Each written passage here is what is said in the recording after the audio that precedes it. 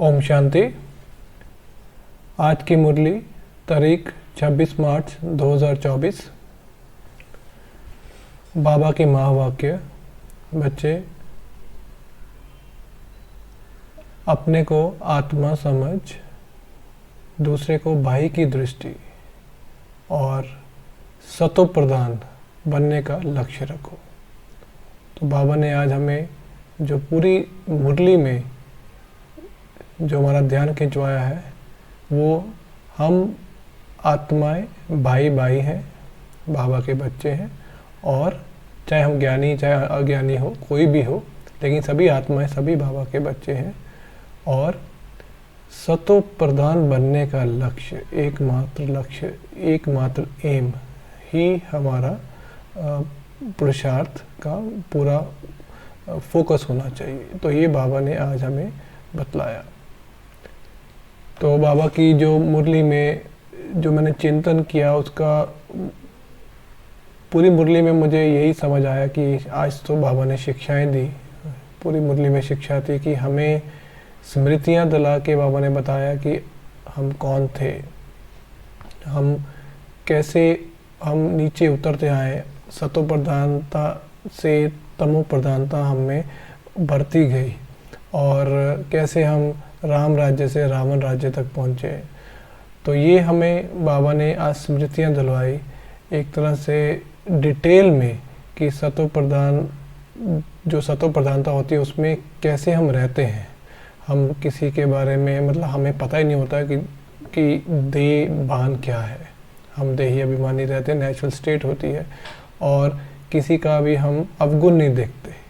और जैसे जैसे हमारी स्थिति नीचे आती जाती है, स्थिति मतलब हम उतरते जाते हैं, जन्म बाई जन्म पुनर्जन्म लेते रहते हैं, तब हमारी जो ये स्थिति है वो नीचे आती जाती है। और फिर हम दूसरों के अवगुण देखना, एक दो बात पर कुछ ना कुछ चिंतन चलते रहना दूसरी आत्माओं के बारे में, और फिर हम देह भान में आ जाते हैं पूरी तरह से, देही अभिमानी से देह अभिमान में पहुंच जाते हैं। तो तब हमारा पूरी तमो प्रधानता पे पूरी पीक पे होती है हमारी।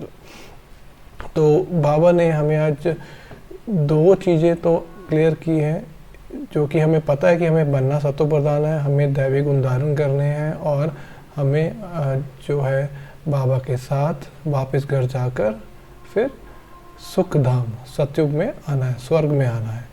लेकिन बाबा ने बताया ये आज डिटेल में, अगर कोई भी डाउट हो कि हम अभी जो हैं वो कैसे बने, ऐसी हमारी स्थिति क्या है, तो उसमें पूरी मुरली में बाबा ने कंट्रास्ट बताया है कि तब अभी जो दुनिया है वो पूरी तमो प्रधान है।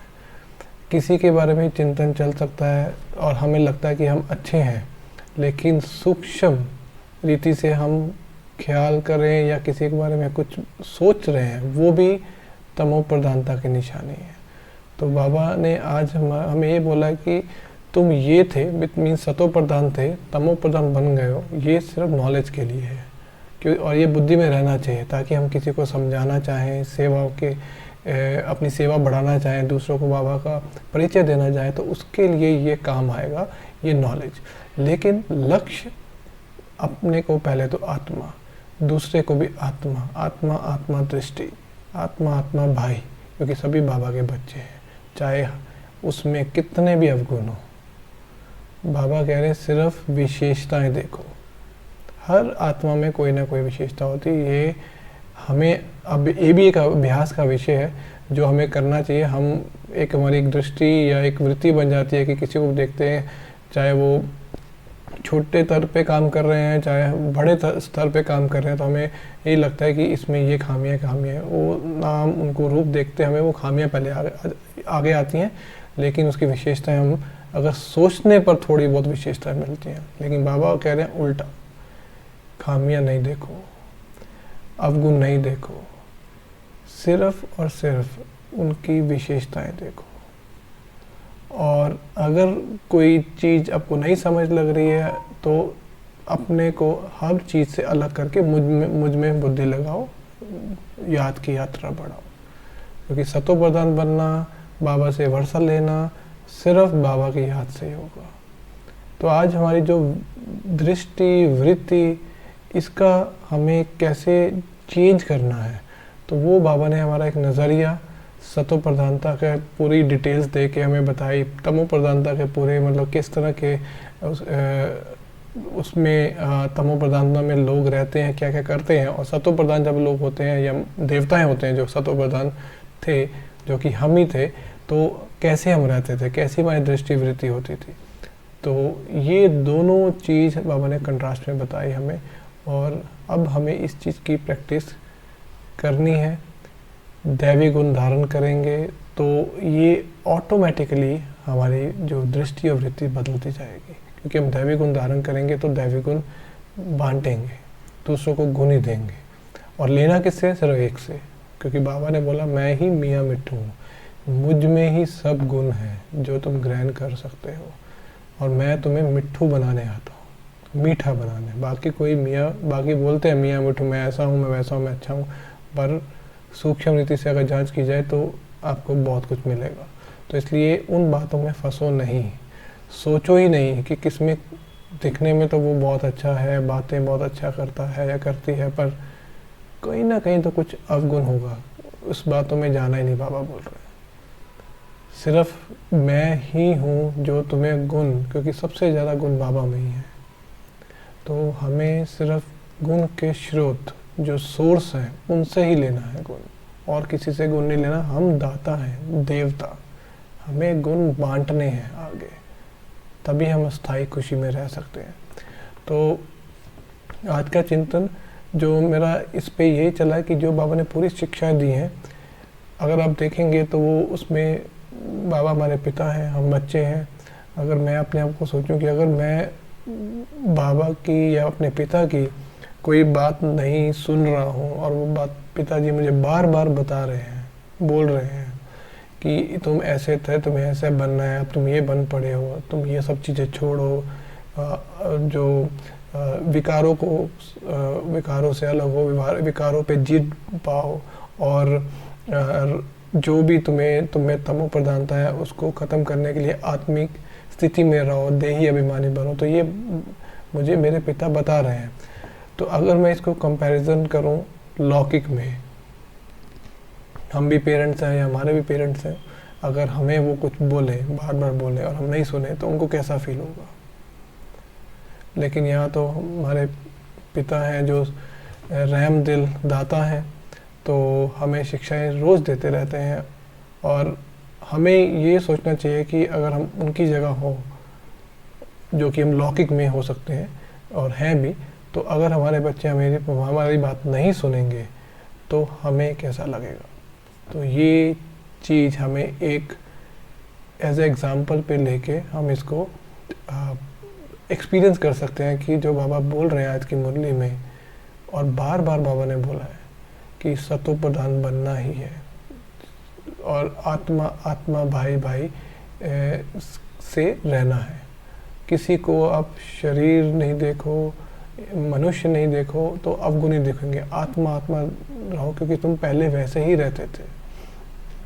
तो ये बाबा हमारी स्मृतियाँ जगा रहे हैं ताकि हम अच्छे बन जाए, मनुष्य से देवता बन जाए, दैवी गुण धारण कर सकें जल्दी से जल्दी। तो ये जो मुझे आज का सारांश मुरली से मिला कि बाबा ने शिक्षाएं दी हैं, और उसके अंदर की जो मुझे फीलिंग यही आई कि अगर हमारे पिता हमें समझा रहे हैं तो इसका मतलब, और हम नहीं समझ रहे हैं, कुछ ना कुछ अभी भी खामियां हैं या खामियां दूसरों में देख रहे हैं, तो इसका मतलब हम 100% बाबा की जो महावाक्य हैं, जो बाबा की मत है, श्रीमत है, उस पर नहीं चल रहे हैं। तो अगर हम उसको अपने में अप्लाई करके देखेंगे तो आप समझ सकते हो कि कैसी फीलिंग बाबा को आ रही होगी अगर उनके बच्चे उनकी बात पूरी तरह से फॉलो नहीं कर रहे हैं। तो ये मुरली का सारांश। और लास्ट में जो वरदान था, अगर आप देखेंगे उसमें बाबा ने हमें बोला विजयी श्रेष्ठ आत्मा बाबा। तो मतलब बाबा हमसे क्या चाहते हैं? वो तो कोई राज्य भाग्य नहीं लेते, ये भी हमें पता है, उन्होंने बता दिया है, आदि मध्य अंत का पूरा ज्ञान दे दिया है। तो विजयी श्रेष्ठ आत्मा मतलब हमें ही वो विजय, हमें ही आगे बढ़ा रहा है। लेकिन आगे बढ़ाने के लिए कुछ गुण हैं जो हमें धारण करने पड़ेंगे, कुछ शक्तियाँ हैं जो हमारे में होनी चाहिए, और वो बाबा हमें बार बार देते रहते हैं शिक्षाओं के रूप में भी, और अपने जो हम डेली योग करते हैं, योग से भी हमें बाबा के कनेक्शन होने के बाद भी हमें वो प्राप्तियां होती रहती हैं। तो हमें ये चीज़ों को अपने अंदर धारण कर बाबा की श्रीमत फॉलो करनी है। तो जो वरदान है विजयी श्रेष्ठ आत्मा बाबा, नॉट जस्ट विजयी आत्मा, विजयी श्रेष्ठ आत्मा बाबा, मतलब श्रेष्ठ भी बनना है, विजयी तो बनना ही है, श्रेष्ठ भी बनना है।